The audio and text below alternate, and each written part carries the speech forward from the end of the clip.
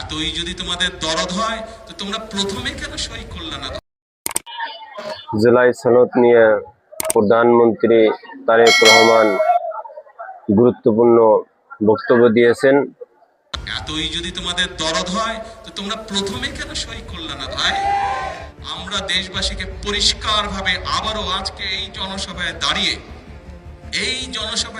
পরিষ্কারভাবে আমি আপনাদের সামনে এবং এখানে মিডিয়া আছে, মিডিয়ার মাধ্যমে সমগ্র দেশের মানুষকে বলতে চাই পরিষ্কারভাবে, যেই জুলাই সনদ আমরা সংসদের দক্ষিণ প্লাজায় ডক্টর ইউনূস যখন ডেকেছিল সনদ সই করার জন্য, সবচেয়ে প্রথমে বিএনপি গেছিল, বিএনপি জুলাই সনদ সই করে এসেছে।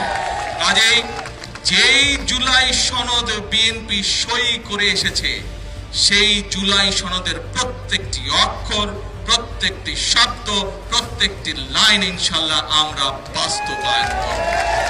বাংলাদেশের জনগণ বিএনপিকে দায়িত্ব দিয়েছে দেশ পরিচালনা করার জন্য। কাজেই সনদ যেটি বিএনপি সই করে এসেছে, যেই সনদে অন্যরাও সই করে এসেছে, আমরা দেখেছি এই যে এখন যারা বিরোধী দলে আছে, প্রথমবার দেখলাম তারা গেল, করবে কি করবে না একটা ঢিলে ঢামা, আর তাদের সাথে আরেকটা দল আছে তারা তো তখন সই করে নাই, তাদেরকে দেখলাম নির্বাচনের পরে গিয়ে হঠাৎ করে তড়ি করে সই করলো। তো ভাই, সবচেয়ে প্রথমে তো এই জুলাই সনদে কে সই করেছে? বিএনপি সই করেছে।